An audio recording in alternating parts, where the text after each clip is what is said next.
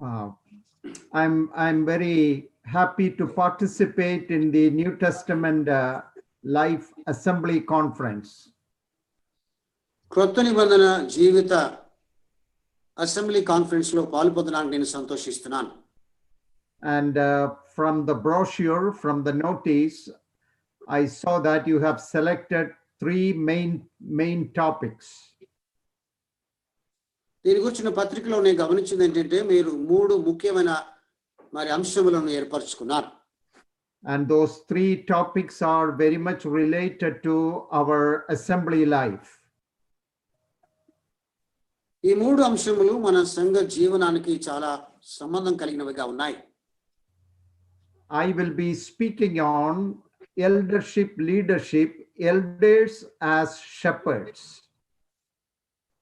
కాపరులుగా పెద్దలు అనే అంశం మీద నేను మాట్లాడుతున్నాను. For the last 7 or 8 years, I have been conducting leadership studies for our elders in different parts of the world. గత 7-8 సంవత్సరాలుగా ప్రపంచంలోని అనేక ప్రాంతాల్లో నాయకత్వం అనే అంశం మీద కాన్ఫరెన్స్ నేను ఏర్పాటు చేస్తూ వచ్చాను. I have done this study in different places in Andhra Pradesh also. ఆంధ్రప్రదేశ్లో కూడా వేరు స్థలాలలో ఈ కార్యాన్ని జరిగించాము. Last year we had a very large gathering of elders and deacons in different places in India. పోయిన సంవత్సరం భారతదేశంలోని వివిధ ప్రాంతాలలో ఎక్కువ మంది పెద్దలు కూడిరాగా ఈ కార్యక్రమం జరిగింది. And more than 2,000 people, more than 3,000 elders and deacons and leaders have attended this program now in different parts of the world. ప్రపంచంలోని వేరు ప్రాంతాలలో 3,000 మంది కంటే ఎక్కువ పెద్దలు ఈ కాన్ఫరెన్స్ లో ఇప్పటికి పాల్పొందారు. Even though we have many Bible schools and Bible colleges, we do not have a training center for our elders. Bible స్కూళ్ళు బైబిల్ కాలేజీలు అనేక మనం కలిగి ఉన్నప్పటికీ పెద్దలకు శిక్షణ ఇచ్చే ఏర్పాటు మనం లేని వారంగా ఉన్నాం. And I consider that as a great drawback of the brethren assemblies. ఇది బ్రదరన్ సంఘాలకు ఒకవేళ పురోగతి కొరకు సహాయపడినదిగా నేను దీన్ని గుర్తిస్తున్నాను. So when we do not have such a training center, training session, the next best thing what we can do is to have special conferences to encourage our elders and our leaders. శిక్షణ కొరకు ఇలాంటి ప్రత్యేకమైన ఏర్పాట్లు మనం కలిగి లేకుండా ఉంటుండగా పెద్దలను తర్ఫీదు చేసే దాని కొరకు మనం చేయగలిగిన పని ఏమిటి అనేది ఆలోచన చేశాం. And I'm glad that many of you are taking the time and the effort to have such conferences. ఇలాంటి సదస్సులు ఏర్పాటు చేయడంలో వాటిలో పాలు పొందటంలో మీరు అనేక మంది ఆసక్తి కలిగి ఉన్నందున నేను సంతోషిస్తున్నాను. We need to recharge our spiritual batteries. ఆత్మీయ శక్తి లేక సామర్థ్యాన్ని తిరిగి మనం రీఛార్జ్ చేసుకోవాలి. In order to be effective elders and leaders, we need to continue to study from the word of God about spiritual leadership. చక్కని నాయకత్వం వహించే నాయకులుగా ఉండటం కొరకై ఆత్మీయ నాయకత్వమును గురించి మనం ధ్యానం చేయాలి, చదవాలి. And on the basis of what we learn, we need to discuss those things among ourselves and also pray that the Lord may help us to implement and apply that in our assemblies. మనం నేర్చుకున్న దానిని బట్టి మన మధ్య మనం చర్చించుకొని సంఘములో దానిని మనం పాటించే దాని కొరకై మనము అలాగూ అభివృద్ధిలోకి సాగాలి. I'm sure that some of you who may be listening to me might have attended this conference either in Vizag or in Pulivandala. ఈ సమయంలో ఈ మాటలు వింటున్న మీలో అనేక మంది విశాఖపట్నంలో గాని పులివెందులలో గాని జరిగిన కాన్ఫరెన్స్ లో మీరు పాలు పొందారని నేను నమ్ముతున్నాను. Some of you have attended our seminar. I and John Kurian, we all conduct it in every year in Kerala, Trichur. కేరళలోని త్రిచూరులో నేను జాన్ కురియన్ గారు ఈ కార్యక్రమాన్ని ఏర్పాటు చేసిన సందర్భాలలో అక్కడ కూడా మీరు వచ్చి ఉంటారని నేను అనుకుంటున్నాను. And we are so happy that many evangelists and elders from Andhra Pradesh have come and attended the seminar. Andhra Pradesh నుండి అనేక మంది కాపరులు పెద్దలు వచ్చి ఈ సదస్సులో పాలు పొందినందున నేను ఆనందిస్తున్నాను.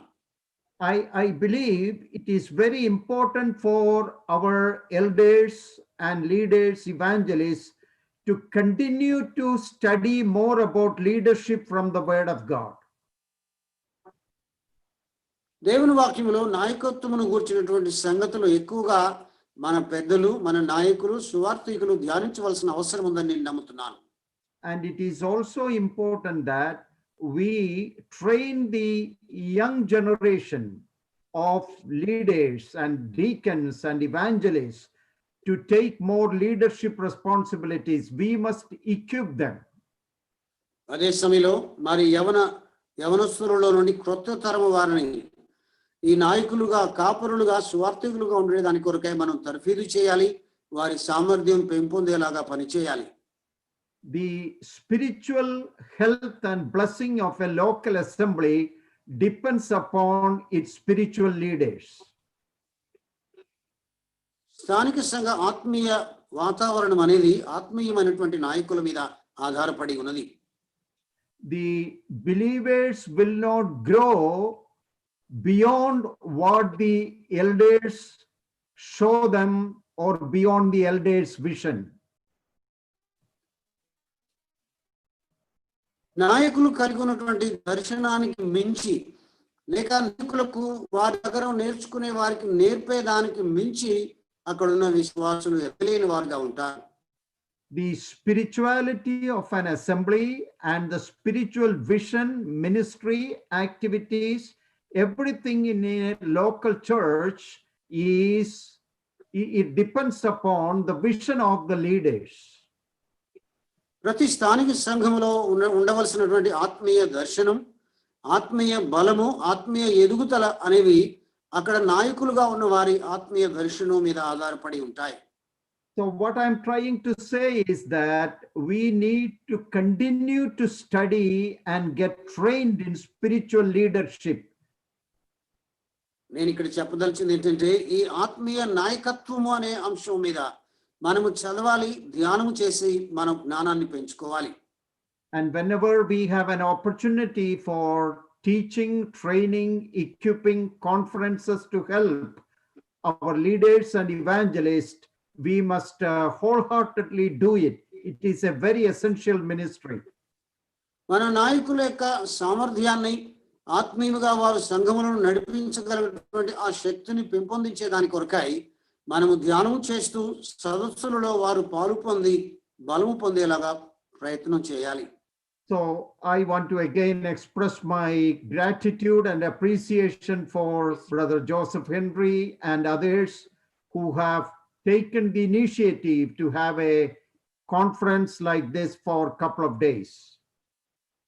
ఇలాగన కొన్ని దినముల కొరకు ఈ సదస్సును ఏర్పాటు చేయడంలో సోదరులు జోసెఫ్ హెన్రీ గారు మిగిలిన వారు చేసిన కృషిని బట్టి, ఈ ప్రయత్నాన్ని బట్టి నేను వారిని అభినందిస్తున్నాను, వందనాలు చెల్లిస్తున్నాను. Now I want to get to my topic, elders as shepherds. ఇప్పుడు కాపరులుగా పెద్దలు అనే అంశంలోనికి మనం వెళ్దాం. In the Old Testament and in the New Testament, the most important description of a leader, the most important metaphor, name given to a leader is shepherd. పాత నిబంధనలో అలాగే కొత్త నిబంధనలో కూడా నాయకుడు అనే వ్యక్తికి ఇవ్వబడిన ఒక పేరు లేక బిరుదు మనం గమనించినట్లయితే కాపరి అనేదిగా చూస్తాం. The Old Testament prophets were called as the shepherds of God's people. పాత నిబంధనలోని ప్రవక్తలు దేవుని ప్రజల కాపరులుగా పిలువబడ్డారు. The New Testament assembly elders are also referred to as pastors or shepherds. క్రొత్త నిబంధన సంఘ నాయకులు లేక పెద్దలు కూడా కాపరులుగా పిలువబడ్డ మనం గమనిస్తున్నాం. So the imagery of a shepherd for spiritual leadership is very important in the Old Testament and in the New Testament. ఇలాగున నాయకులుగా ఉన్నవారు కాపరులుగా వారు చేసే పనిని తెలియచేసే ఆ తలంపు లేక ఆ బిరుదు చాలా ప్రాముఖ్యమైనదిగా ఉంది క్రొత్త పాత నిబంధనలో కూడా. And it is very important for us to know that was the Lord's favorite metaphor, description for his own ministry. He was a good, great, and chief shepherd. ప్రభువు తాను చేసినటువంటి పరిచర్యను గురించి వివరించే విషయంలో కూడా మంచి గొప్ప ప్రధాన కాపరి అని పేరుతో దాన్ని చెప్పబడిందిగా మనం చూడగలుగుతున్నాం. The Lord did not say, I am the good teacher. The Lord said, I am the good shepherd. ప్రభువు నేను మంచి బోధకుడును అని చెప్పలేదు, మంచి కాపరిని అని చెప్పాడు. See, he called himself a shepherd. That was his favorite term for his own ministry. నేను కాపరిని అని చెప్పుటలో తాను చేసిన పరిచర్యకు తాను ఇచ్చిన పేరు ఆయనతో ఇష్టమైనదిగా అది కనబడుతోంది. So we should understand the importance of that particular term, that imagery of a shepherd. It's very important. అందుచేత కాపరి అనే ఆ పేరు లేక ఆ బిరుదు తెలియచేసే పనికి ఉన్న ప్రాధాన్యత మనం గుర్తించాలి. So this morning we will turn to the book of Acts chapter 20. ఈ ఉదయకాలమున అపోస్తుల కార్యములు 20వ అధ్యాయానికి త్రిప్పుదాం. In Acts chapter 20, beginning in verse 17, we have Paul's farewell message addressed to the elders at Ephesus. 20వ అధ్యాయం అపోస్తుల కార్యములలో 17వ వచనం మనం గమనించినట్లయితే ఎఫెసు సంఘ పెద్దలకు ఆయన చివరిగా ఇచ్చిన వర్తమానం కనబడుతోంది. Now in the book of Acts we have 26 speeches, sermons. అపోస్తుల కార్యములలో 26 ప్రసంగాలు కలిగి ఉన్నాం.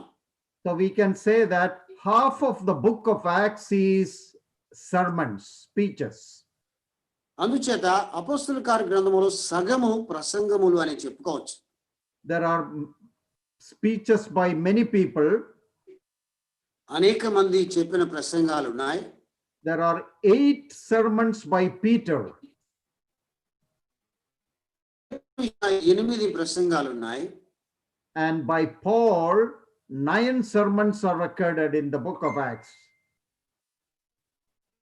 అపోస్తుల కార్య గ్రంథములో పౌలు చెప్పిన ప్రసంగాలు 9 ఉన్నాయి. All these sermons of Paul, most of them are addressed to believers and unbelievers, to a mixed group. అపోస్తులుడు పౌలు చేసిన ఈ ప్రసంగాలు విశ్వాసులకు అవిశ్వాసులకు విస్తృత జనాంగానికి కూడా మరి ఆయన ఇచ్చినవిగా ఉన్నాయి. Some sermons are addressed only to unbelievers. ఈ ప్రసంగాలు అవిశ్వాసులకు మాత్రమే ఆయన చెప్పిన వాడిగా ఉన్నాడు. But in Acts chapter 20, this speech is for believers and particularly to the elders. అయితే అపోస్తుల కార్యములు 20వ అధ్యాయంలో ఈ ప్రసంగము విశ్వాసులకు అనగా ప్రత్యేకముగా పెద్దలకు మాత్రమే ఇచ్చిందిగా ఉంది.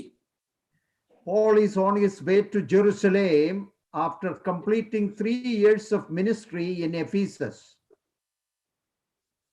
ఎఫెసు పట్టణంలో 3 సంవత్సరాల పరిచర్య ముగించిన తర్వాత పౌలు యెరూషలేముకు ప్రయాణమై వెళ్తున్నాడు. And he had a great love and a burden for the assembly in Ephesus. ఎఫెసులో ఉన్న ఆ సంఘము పట్ల ఎంతో ప్రేమ కలిగి భావము కూడా కలిగిన వాడుగా ఆయన ఉన్నాడు. He labored among them for 3 years. 3 సంవత్సరాల వారి మధ్య ప్రయాసపడ్డాడు. And his work among them was very effective. వారి మధ్య ఆయన చేసిన పని ఫలవంతం ఉన్నది. Now, as he's traveling to Jerusalem, he wanted to meet with the elders of the church at Ephesus. ఇప్పుడు ఆయన యెరూషలేము ప్రయాణం అవుతుండగా యెరూషలేములో ఉన్నటువంటి సంఘ పెద్దలను కలుసుకోవాలని కోరుకు. And he is traveling from Troas on a ship. ఆయన త్రోయ నుండి ప్రయాణమై ఓడలో వెళ్తున్నాడు. And the ship has no port of call, no stop in Ephesus. ఈ ఓడ అయితే ఎఫెసులో ఆగవలసినటువంటి స్థితి లేనిదిగా ఉంది. But the ship had a stop. It stopped in the port of Miletus.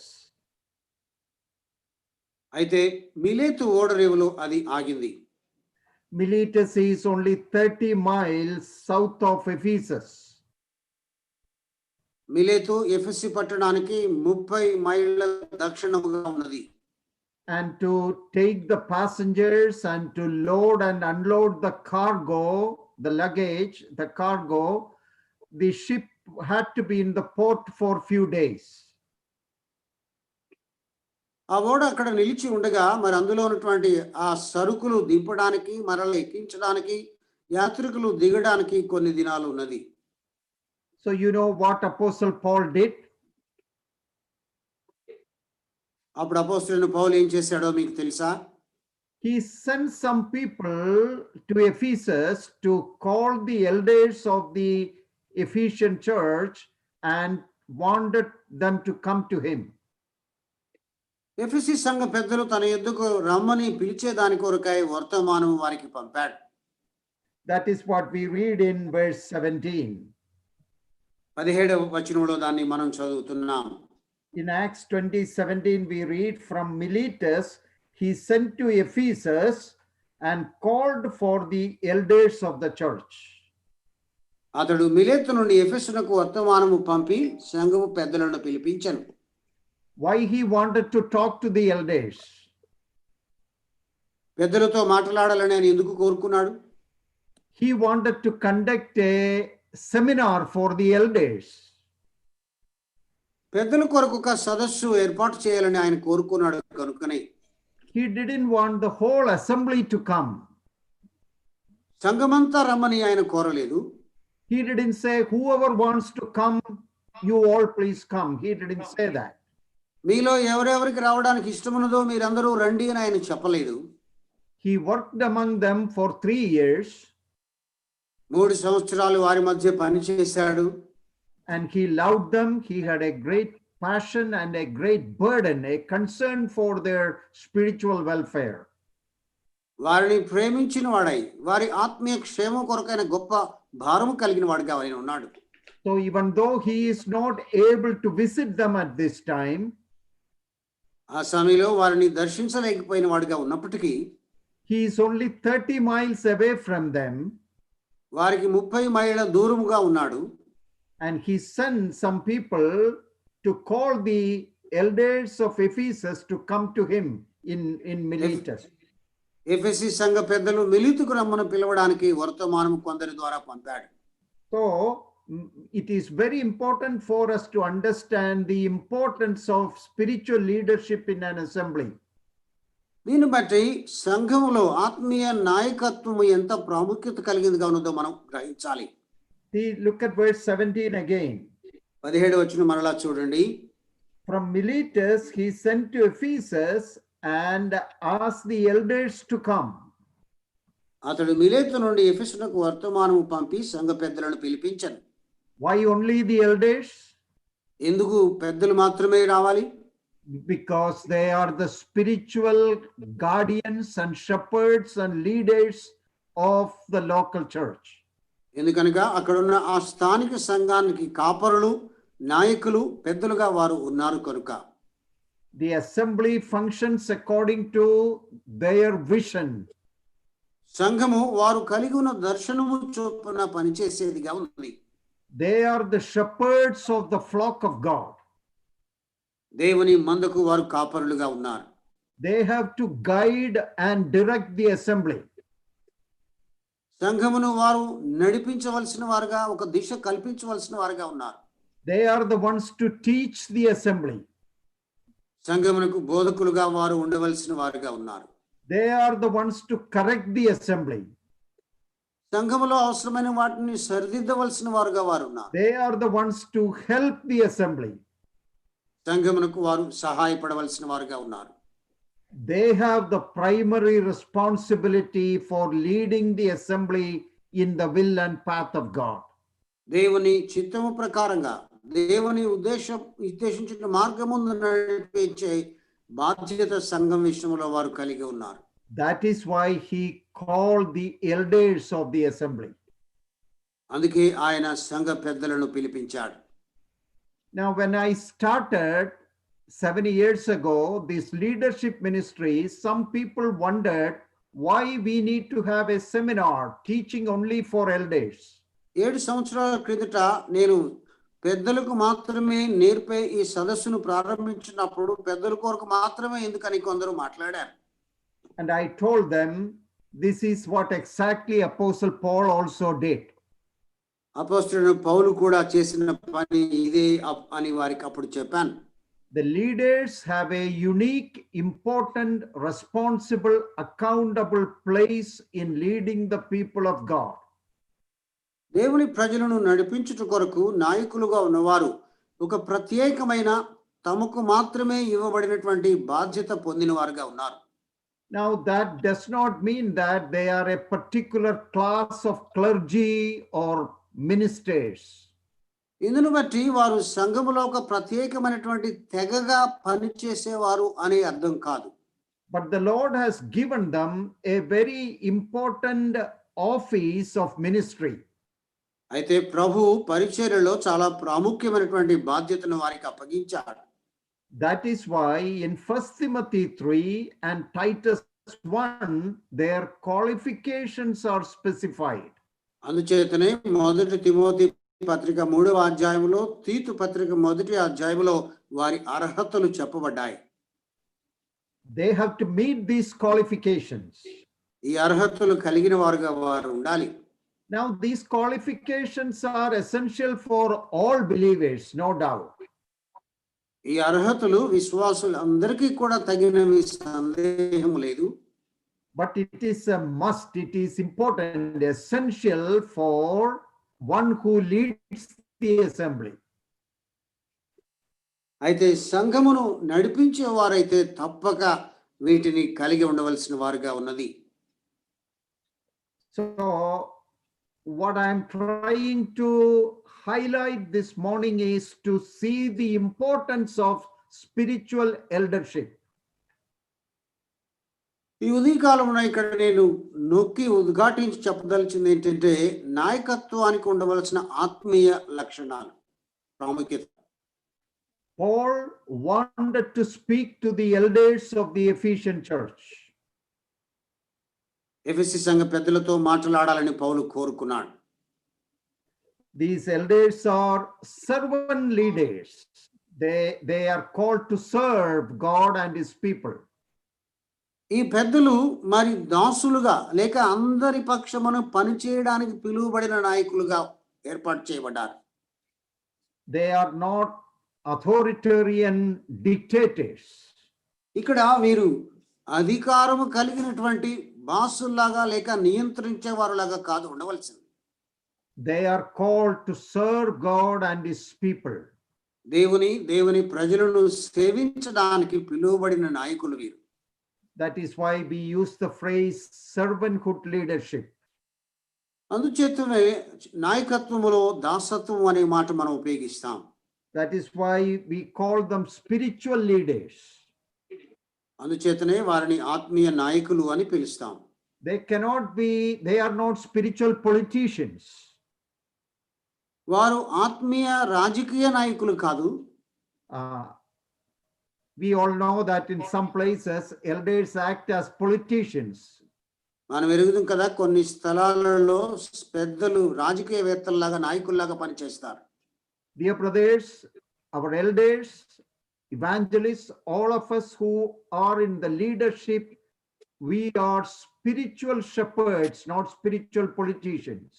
ప్రియ సహోదరులారా, మనలో నాయకులుగా, కాపరులుగా, పెద్దలుగా ఉన్నవారు మనందరము ఆత్మీయ నాయకత్వం వహించాలి, కానీ రాజకీయ నాయకత్వం వహించకూడదు. We are called to serve. సేవ చేయడానికి పిలువబడ్డాం. We are called to lead. నడిపించడానికి పిలువబడ్డాం. We are called to be shepherds of God's people. దేవుని ప్రజలకు కాపరులుగా ఉండుటకు పిలువబడ్డాం. And the people, they are God's flock, not ours. ఈ ప్రజలు దేవుని మంద, మన మంద కాదు, మనకు చెందిన వారు కాదు. And our leadership responsibility is a stewardship committed to us. మనం కలిగి ఉన్నటువంటి ఈ నాయకత్వపు బాధ్యత అనేది వారి పట్ల గృహ నిర్వాహకత్వం జరిగించి వారికి సేవ చేసేది. And one day the Lord will ask us an account, so we must be responsible and accountable. ఒక దినమున ప్రభువు మనలను లెక్క అడుగుతాడు కనుక బాధ్యత కలిగిన వారంగా, లెక్క అప్పగించే స్థితి పొందిన వారంగా మనం ఉన్నాం. I am emphasizing this because in many of our assemblies, people do not have a real understanding of eldership. ఎందుకు దీనిని నేను నొక్కి చెప్తున్నానంటే, మన అనేక సంఘాలలో ఈ నాయకత్వ బాధ్యత కలిగిన వారు ఈ విషయాలు ఎరుగునట్లుగా ఉంటున్నారు. In the denominations, anybody cannot be an elder or a leader. నాయకత్వపు లేక నామకార్థపు సంఘాలలో ఎవరైనా కూడా నాయకుడు కాలేడు. They have many guidelines for that.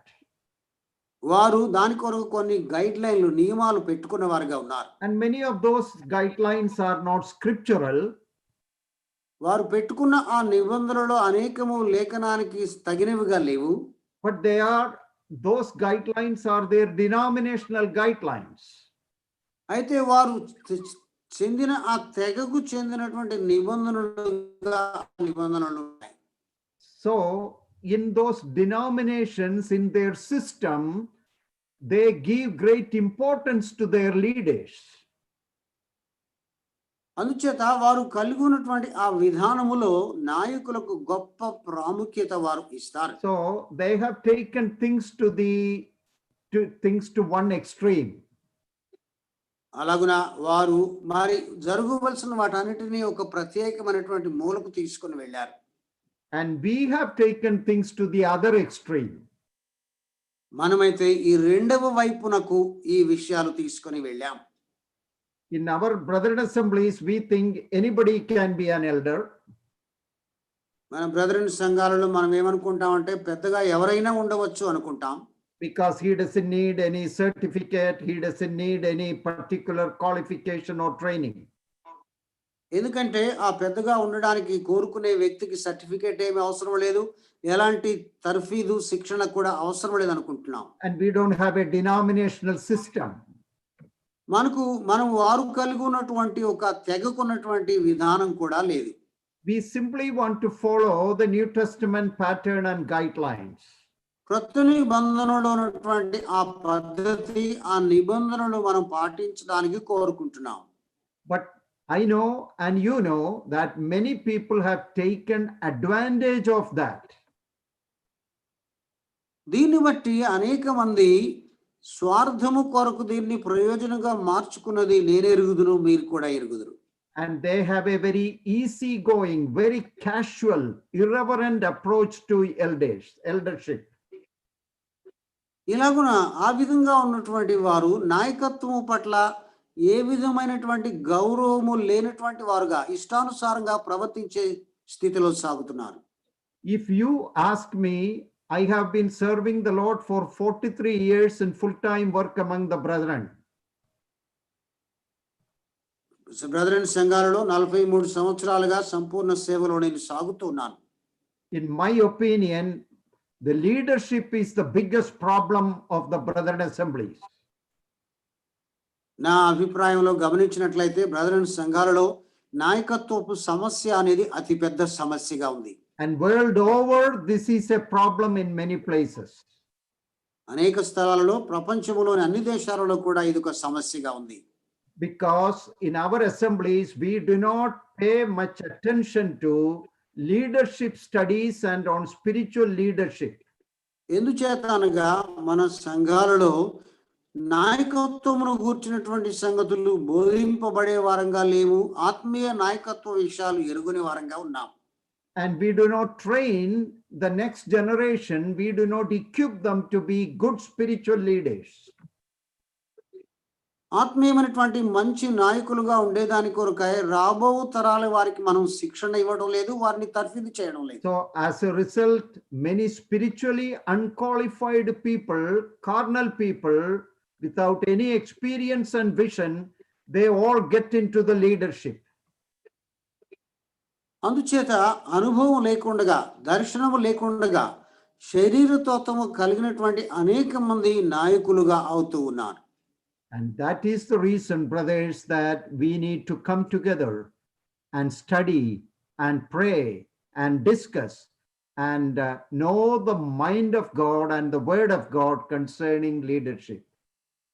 అందుచేతనే సహోదరులారా, మనందరం కూడా కూడి చదివి నేర్చుకొని ధ్యానించి ఆత్మీయ నాయకత్వాన్ని గూర్చిన సంగతులు ఎరిగి ఉండవలసిన వారంగా ఉన్నాం. So to me, this is a very important verse that Paul called the elders of the assembly. సంఘ పెద్దలను పౌలు పిలిపించాడనేది నాకైతే చాలా ముఖ్యమైన వచనం. Because the responsibility of the local assembly is vested in its leaders. ఎందుకనగా స్థానిక సంఘపు బాధ్యత దాని నాయకుల మీద ఉంచబడింది. And we must teach our believers to respect our elders. మన నాయకులను లేక పెద్దలను గౌరవించేది మన విశ్వాసులకు మనం నేర్పాలి. And to follow their leadership. వారి నాయకత్వాన్ని వెంబడించేది వారికి నేర్పాలి. To be submissive to their leadership. నాయకులకు లోబడేది వారికి నేర్పాలి. We believers should allow our elders to lead us. విశ్వాసులుగా మనం మన నాయకులు మనలను నడిపింపనివ్వాలి. We must accept their ministry of leadership. వారి నాయకత్వపు పరిచర్యను మనం అంగీకరించాలి విశ్వాసులుగా. Of course, for that to happen, they have to be spiritually committed, spiritually qualified elders. అది జరిగే దాని నిమిత్తమై ఆ నాయకులుగా ఉన్నవారు ఆత్మీయముగా అర్హతలు కలిగిన వారై సామర్థ్యం కలిగిన నాయకులుగా ఉండాలి.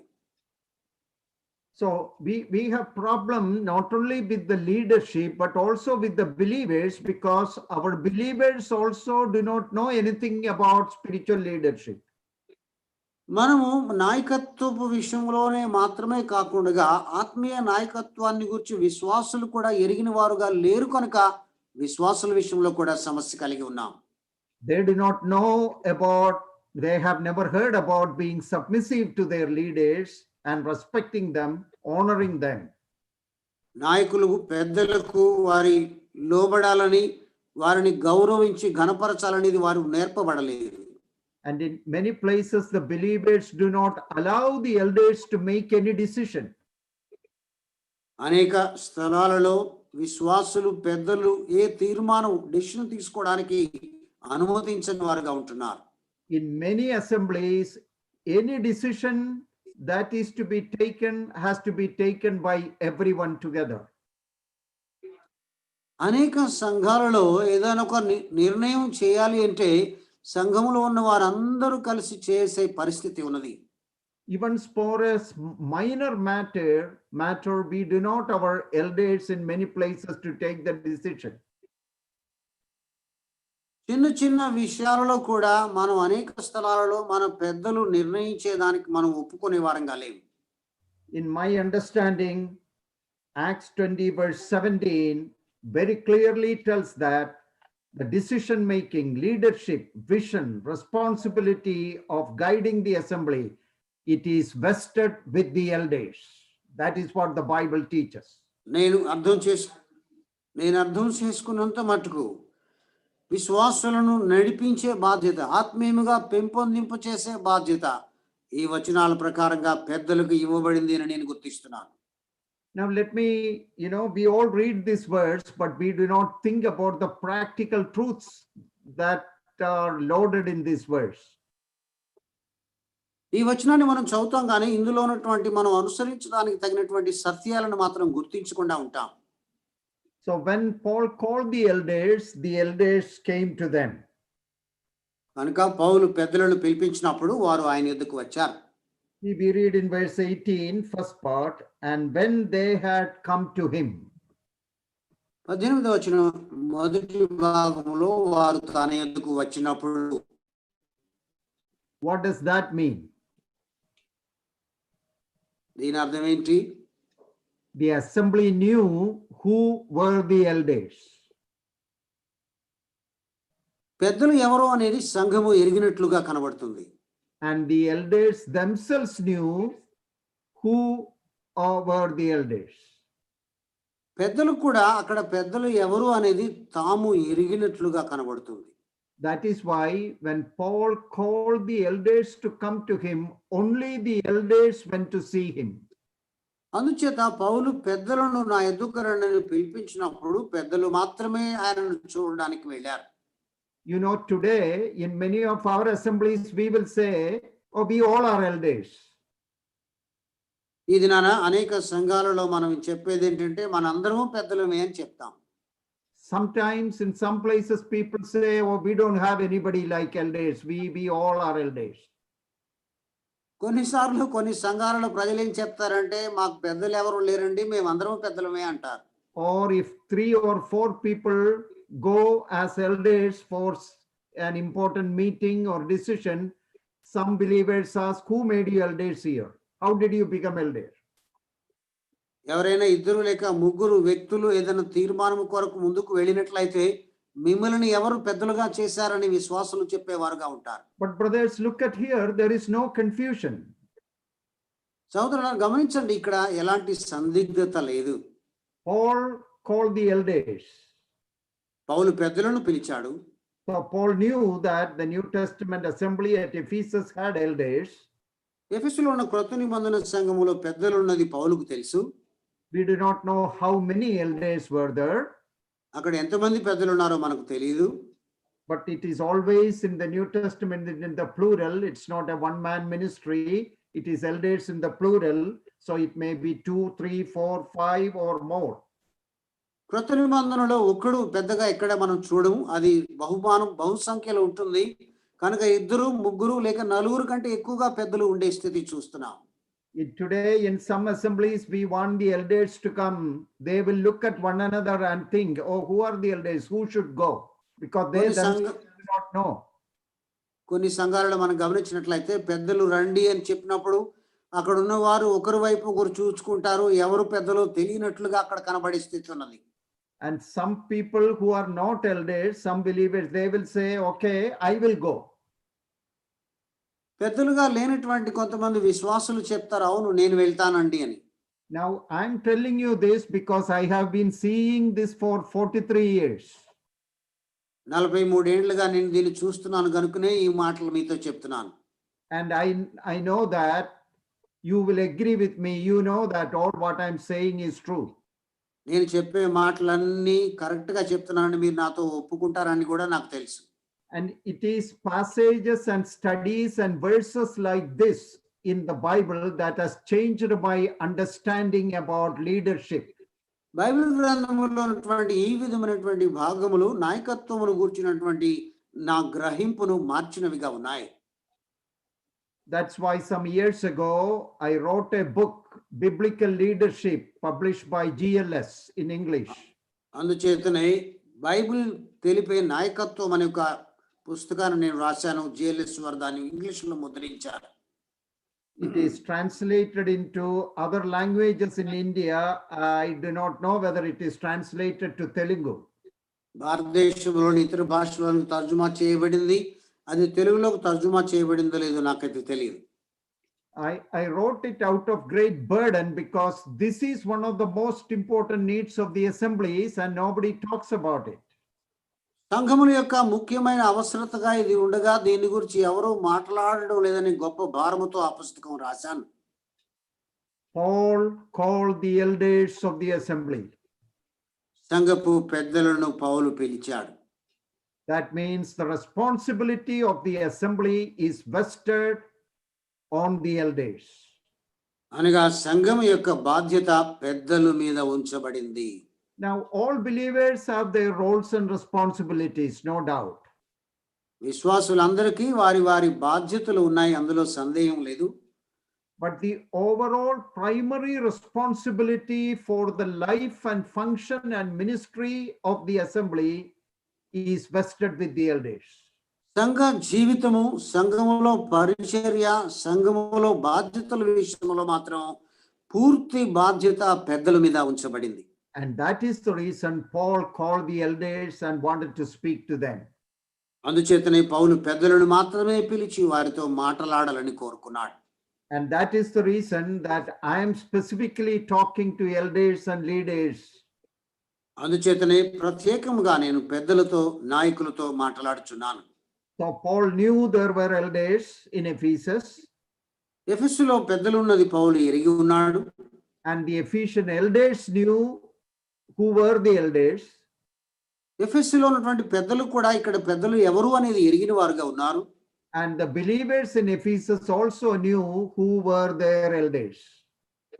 ఎఫెసులో ఉన్న విశ్వాసులు కూడా అక్కడ సంఘపు పెద్దలు ఎవరు అనేది ఎరిగిన వారుగా ఉన్నారు. No confusion. ఎలాంటి సందేహం లేదు. Now let me ask you, can you say that about your assembly, that there is no confusion in this matter? మీ సంఘమును గూర్చి ఈ నాయకత్వం లేక పెద్దలనే విషయంలో ఎలాంటి గలిబిలి, సందేహము లేదు అని మీరు చెప్పగలరా? If there is confusion, the Lord is speaking to us. ఒకవేళ మీ మధ్య గలిబిలి లేక సందేహం ఉన్నట్లయితే ప్రభు మనతో మాట్లాడుతున్నాడు. And dear brothers, we must pray that the Lord may give us a clear guidance in this matter. ప్రియ సహోదరులారా, ప్రభు మనకు తేటగా ఈ విషయాలు అర్థము అయ్యేలాగా చేయడానికి మనం ప్రభువుని ప్రార్థించాలి. This is a very urgent matter. ఇది చాలా అత్యవసరమైన విషయం. Let us pray that the Lord, let us pray unto the Lord, Lord, give us a clear guidance in this matter. ప్రభువా, ఈ విషయంలో సరైన నడిపింపు మాకు ఇవ్వండి అని మనం ప్రార్థన చేయాలి.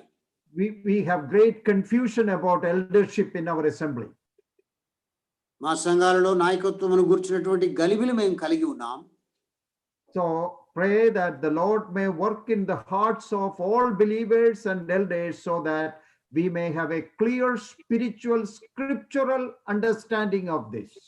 తేటైనటువంటి ఆత్మీయ గ్రహింపు మనందరికీ కలుగులాగున అందరము కూడా పెద్దల కొరకు, విశ్వాసులందరి కొరకు మనం ప్రార్థించాలి. This is a very, very important truth. ఇది చాలా అత్యవసరమైనటువంటి ముఖ్యమైన సత్యం. And the elders came to Apostle Paul. పౌలు యొద్దకు వచ్చారు. See, when we use the word elders, it is in the Bible always in the plural. పెద్దలు అనే మాట మనం ఉపయోగిస్తుండగా బైబిల్ గ్రంథములో ఇది బహువచనముగా, ఒకటి కంటే ఎక్కువగా ఎప్పుడు ఉన్నది. And we all know that, and in our brethren assembly, we always emphasize that. మన బ్రదరన్ సంఘాలలో దీన్ని ఎప్పుడు కూడా మనం నొక్కి చెప్పే వారంగా ఉన్నాం, మనం ఎరుగుదాం. All through the New Testament, the leadership of the local assembly is referred always in the plural. No one man క్రొత్త ministry. నిబంధన అంతట్లో కూడా పెద్దలు వారి పరిచర్యను గురించి మనం గమనించినట్లయితే అది బహువచనములోనే, ఒకటి కంటే ఎక్కువగా ఉండే సంఖ్యను తెలియచేసేదిగా ఉంది. But there is a more important truth in the plural usage. ఇలాగున బహువచనముగా ఈ పదం ఉపయోగించబడుతుండగా దీనికంటే ఎక్కువైన సత్యం ఉందండి. It is not simply talking about a number game, about the numbers. ఇది సంఖ్యను, ఒకటి కంటే ఎక్కువ అనే దాన్ని మాత్రమే తెలియచేసేదిగా లేదు. It is talking about our teamwork. ఇది మనందరము కలిసి చేసే పనిని తెలుపుతోంది. When we play football, football ఆడినట్లయితే మనం 11 players in a team. టీంలో 11 మంది ఉంటారు ఆటగాళ్ళు. There is a captain. Captain ఉంటాడు, నాయకుడు. There is a goalkeeper. Goal keeper ఉంటాడు. There is a center back. Centre back మధ్యలో ఆడేవారు ఉంటారు వెనుక వైపున. Center forward. తర్వాత మధ్యలో ఉండి ముందుకు ఆడడానికి ఉండేవారు ఉంటారు. But all together they are one team. వేరు వేరు స్థలాల్లో వీళ్ళున్న కలిసి ఒక టీమ్గా ఉంటూ ఉన్నారు ఆడుతూ. So it is not about the number, it is about the spirit of the team. ఇక్కడ సంఖ్య 11 అనేది కాదు, వారందరూ కలిసి కలిగి ఉన్న ఆత్మను తెలుపుతోంది. It talks about teamwork, team spirit, unity and harmony. వారందరూ కలిసి ఐక్యత, ఏక భావముతో ఆడే ఆ స్థితిని అది తెలియజేస్తోంది. In most of our assemblies, we think this is all about numbers. అయితే అనేకంగా మన సంఘాలలో మనం ఏమనుకుంటాం అంటే ఇది ఊరిక సంఖ్య అని అనుకుంటాం. And we take great pride in saying that those denominational churches have one pastor, one bishop, we have plurality, we are right, we are New Testament pattern. That's what we always say. అనేక సార్లు మనం గర్విస్తూ అతిశయించేది ఏమిటంటే నామకార్థ సంఘాలలో ఒకే కాపరి ఉన్నాడు, ఒకే నాయకుడు ఉన్నాడు, మనకైతే ఒకరికంటే ఎక్కువగా బైబిల్ చెప్పినట్లు నాయకులు ఉన్నారు అని చెప్పుకుంటాం. But if we have plurality, 3 or 4 elders, and if we are fighting all the time, what does that plurality mean? What is the significance of it? What use for the plurality? అయితే ఇద్దరు లేక ముగ్గురు నలుగురు పెద్దలుండి వారు ఎప్పుడు కూడా కొట్లాడుకునేవారుగా పోట్లాడుకుంటేవారుగా ఉంటే ఐక్యత లేకపోతే దాని వలన ప్రయోజనం ఏమున్నది? So I have always heard in our assemblies this plurality, this about this number. మన సంఘాలలో నేను ఎప్పుడు కూడా విన్నది ఏంటంటే ఈ బహువచనములో నాయకులుగా ఇద్దరు లేక ముగ్గురు ఉన్నారనే మాట ఎప్పుడు వింటూ వచ్చాను. But I want to tell you a very important truth. You might not have heard it before. It is not about numbers. It is about harmony, unity, teamwork, and team spirit. అయితే ఒక ప్రత్యేక విషయాన్ని మీకు చెప్పదలిచాను. మీరు ఒకవేళ దీన్ని ముందు గమనించి ఉండకపోవచ్చు. నాయకులు అనేవారు సంఖ్యను బట్టి కాదు, కానీ నాయకులుగా ఉన్నవారు ఏక భావముతో, ఏక తాత్పర్యముతో కలిసి ఒక టీం లాగా పనిచేసేది అవసరం. And that is not an easy thing. ఇది అంత సులువైన పని కాదు. If we have 4 elders or 3 elders, నలుగురు లేక ముగ్గురు పెద్దలు మనం కలిగి ఉంటే, we are all different personalities. మన వ్యక్తిత్వాలు వేరువేరుగా ఉంటూ ఉన్నాయి. Our experience, our education, our temperament, our background, everything is different. మన అనుభవం, మన విద్య, మనం ఎదిగిన పరిస్థితులు, మన కోపతాపాలు వేరువేరుగా ఉంటూ ఉన్నాయి. And there will be difference in age.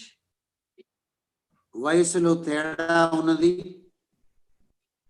So, dear brothers, it is not easy to be united. కనుక ప్రియ సహోదరులారా, ఐకత్వము కలిగి ఉండుట అనేది అంత సులువైన పని కాదు.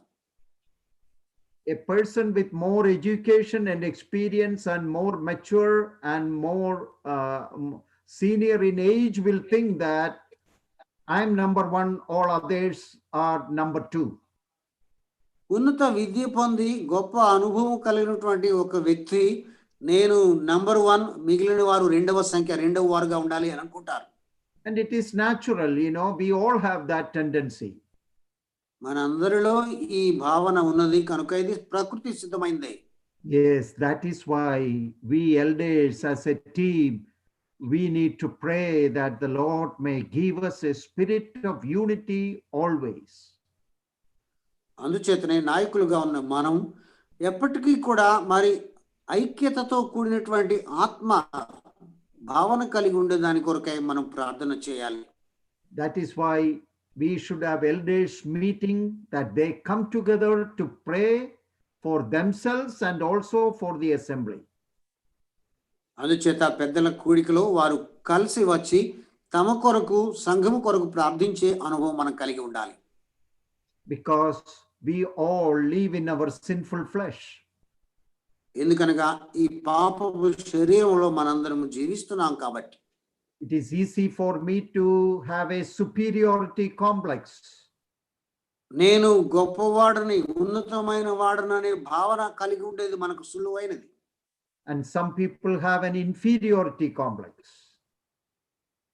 కొంతమందిలో నేను న్యూనత భావం, నేను తక్కువ వాడను అనే భావం కలిగిన వారు ఉంటారు. And some people may have a very domineering spirit.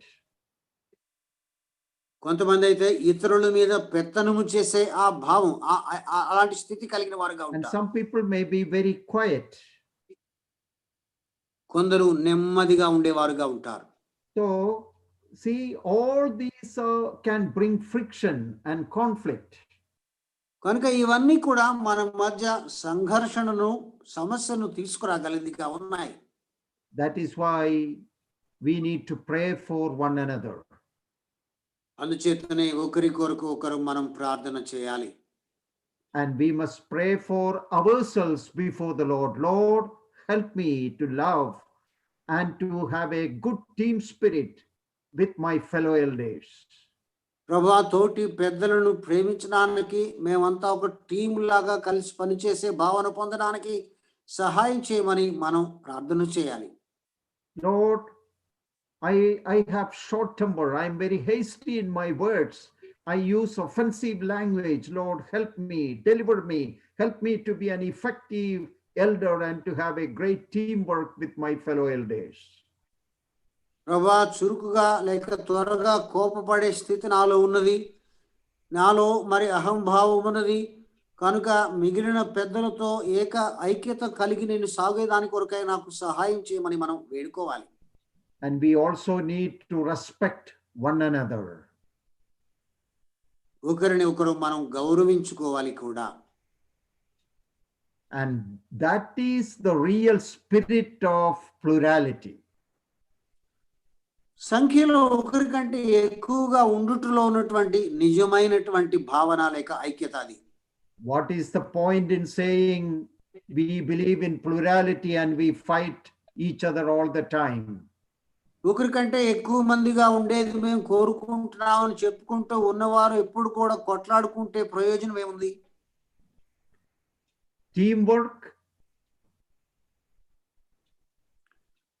టీమ్గా కలిసి పని చేసేది, team spirit, ఏక భావము, ఐక్యత కలిగి సాగేది, unity and harmony, ఐక్యత ఏక భావముతో సాగేది, and mutual respect for one another. ఒకరిని ఒకరు గౌరవించుకుంటూ సాగేది. One elder may be more gifted in preaching and teaching. పెద్దలలో ఒకడు మరి బోధించుటలో, ప్రసంగించుటలో మంచి వరము కలిగి ఉండొచ్చు. And the other elders may not be as gifted as him. మిగిలిన పెద్దలు తనలాగా వరము విషయంలో తన స్థితి లేని వారుగా ఉండవచ్చు, తక్కువ వారుగా. Dear brothers, we must accept it. If God has given somebody more gift and ability to minister his word, we must accept it. సహోదరులారా, దేవుడు ఒక వ్యక్తికి చక్కగా వాక్య వివరించేది, బోధించే వరం ఇచ్చినట్లయితే దాన్ని గౌరవించాలి, దాన్ని మనం అంగీకరించాలి.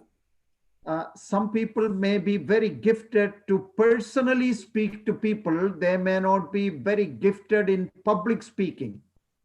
కొంతమంది ప్రసంగం చేసే విషయంలో వరము లేని వారుగా ఉండవచ్చు, కానీ వ్యక్తిగతంగా ఒక్కొక్కరితో మాట్లాడే చక్కని స్థితి కలిగిన వారుగా ఉండవచ్చు. And some elders the Lord may use to be very friendly, very loving to people. కొంతమంది పెద్దలు మరి ప్రజలను ప్రేమించేవారుగా, వారితో కలిసిపోయేవారుగా ఉండే స్థితి ఇవ్వచ్చు కొందరికి. I know some elders, when we go for a house visitation, they can do a better job than I can do.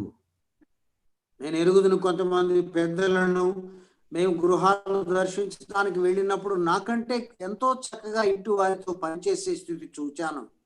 Some elders may be very good in leadership and in administration matters.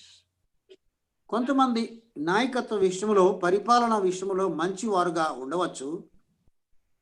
And these are all, various blessings which the Lord has given to us. ఇవన్నీ కూడా ప్రభు మనకి ఇచ్చినటువంటి వేరు వేరు ఆశీర్వాదములు. We are all equal as elders, పెద్దలుగా మనం అందరం సమానమైన వారంగా ఉన్నాం. but our abilities, gifts, and experiences are different. అయితే మన వరములు మనం కలిగి ఉన్న సామర్థ్యము వేరైనదిగా ఉండవచ్చు. And we must be able to accept that. Otherwise, we cannot have effective eldership in our assembly.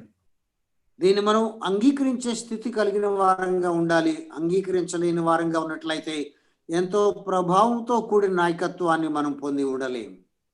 All our teachers, all our leaders, all our preachers, that is a wrong mentality among the brethren assemblies. అందరూ బోధకులు, అందరూ టీచర్లు, అందరూ నాయకులు అనేది brethren సంఘాలలో ఒక తప్పు విధమైనటువంటి ఆలోచన. No, all are not equally gifted in everything. అన్ని విషయాలలో అందరూ సమానమైనటువంటి వరము కలిగిన వారు కాదు. All of us may share, exhort, and preach and teach to some extent, but God has gifted some people to do it more effectively. మనలో అందరం కూడా దేవుని వాక్యాన్ని పంచి బోధించి నేర్పగలిగిన వారంగా ఉండవచ్చు, కానీ ఒక్కొక్కరికి ఒక్కొక్క సామర్థ్యాన్ని దేవుడు ఇచ్చాడు. And we must accept one another. అందుచేత ఒకరిని మనం అంగీకరించాలి. Oh, dear brothers, this team spirit, unity, harmony, that is very important, and we should be praying. It is a big struggle maybe in our own life.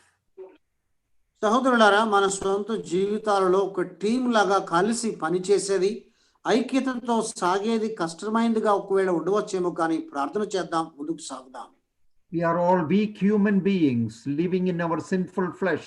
So this can be a problem to me and also to you. మనందరం కూడా శరీరమందు జీవించినటువంటి బలహీనులమైన మానవులు కనుక నాకు మనందరికీ ఇది ఒకవేళ సమస్యగా ఉండవచ్చు. But the Lord is able to give us victory. అయితే ప్రభువు మనకు జయము ఇవ్వగలిగిన వాడు. And if the Lord has called us to leadership, He can equip us, He can sharpen our skill, and He can bless our ministry. ప్రభు మనలను నాయకత్వమునకు పిలిచినట్లయితే ఆయన మనకు సామర్థ్యాన్ని ఇవ్వగలడు, ఆయన మనలను ఆశీర్వదించగలడు, మన పరిచర్యను దీవించగలడు. What a wonderful lesson. ఎంత అద్భుతమైనటువంటి పాఠం. Now, this from Acts 20, from 17 to the end of the chapter, you should read and meditate. It is Paul's farewell, final message to the Ephesian elders. It's a goodbye speech. ఈ 20వ అధ్యాయం 17వ వచనం నుండి ఈ అధ్యాయం చివరి వరకు మీరు చదవాలి. ఇది పౌలు చివరిదిగా పెద్దలకు ఇచ్చినటువంటి ఆ ప్రసంగముగా ఉన్నది. ఇందులో ఎన్నో గొప్ప సంగతులు ఉన్నాయి. Paul speaks to them about his own experience and his own example. పౌలు తన సొంత అనుభవాన్ని వారితో పంచుకుంటూ తన మాదిరిని వారికి చూపిన వాడిగా ఉన్నాడు. And he motivates them, he encourages them, he counsels them. వారికి ఆలోచన చెప్పి వారిని పురికొల్పి ప్రోత్సహించుతున్న వాడిగా ఇక్కడ ఉంటున్నాడు పౌలు. A wonderful leadership seminar for the elders at Ephesus. ఎఫెసు సంఘంలోని పెద్దలకు చక్కని నాయకత్వ సదస్సుగా ఇక్కడ ఇది ఉన్నది. And the great leader, Apostle Paul, he is pouring his heart before them about leadership. గొప్ప నాయకుడిని అపోస్తలుడు పౌలు నాయకత్వమును గురించిన నా హృదయమంతటిని కూడా వారి ఎదుట కుమ్మరిస్తున్నాడు. We have looked at only the 2 verses, and I have highlighted certain important truths about leadership. ఇప్పుడు 2 వచనాలు మాత్రమే మనం చూసాం. నాయకత్వమును గురించినటువంటి చాలా ప్రాముఖ్యమైన కొన్ని సంగతులు మీ ఎదుట తీసుకువచ్చాను. And God willing, we will continue tomorrow at the same time with the lesson leaders as elders as shepherds. దేవుని చిత్తమున రేపటి దినాన కూడా కాపరిగా ఉన్నటువంటి నాయకులని దాన్ని గుర్చిన ఈ ధ్యానాన్ని కొనసాగిద్దాం. But I would encourage all of you to prayerfully and carefully read this speech by Paul, farewell message by Paul to the elders. మీరందరూ కూడా పౌలు పెద్దలకు చివరిగా ఇచ్చినటువంటి తన ఈ ప్రసంగాన్ని జాగ్రత్తగా మీరు చదివి ధ్యానించాలని నేను మిమ్మల్ని ప్రోత్సహిస్తున్నాను. And it has revolutionized, changed my life and my understanding of leadership. నాయకత్వమును గూర్చినటువంటి నా జ్ఞానాన్ని, నా జీవితాన్ని కూడా ఈ భాగం ఎంతగానో మార్చివేసింది. And this message and its study will give us a good training. ఈ వర్తమానము, ఈ ధ్యానము మనకు మంచి శిక్షణ, తర్ఫీదునిస్తుంది. So even if we don't have a training center or a college for elders to go and study, in our assemblies when we come together and study and discuss, that itself is a good training. పెద్దలు వెళ్ళి నేర్చుకోవడానికి, తర్ఫీదు పొందడానికి college లేక శిక్షణ సంస్థ ఏది లేకపోయినా సంఘముగా మనం కూడి వచ్చి ధ్యానించుచుండగానే మనం నేర్చుకోగలిగిన స్థితి పొంది ఉన్నాం. I hope and pray that the Lord may motivate you, comfort you, challenge you, and help you to be an effective leader, humble leader, servant leader for his glory among his people. చురుకైనటువంటి, ఇతరుల మీద ప్రభావం చూపగలిగినటువంటి, దాసులుగా పనిచేసే గొప్ప నాయకులుగా మీరు ఉండేదాని కొరకై ప్రభు మిమ్మల్ని బలపరిచి ప్రోత్సహించాలని నేను కోరుతూ ఉంటున్నాను. Thank you. God bless us. మీకు అందరికీ వందనాలు. దేవుడు మనలను దీవించును గాక.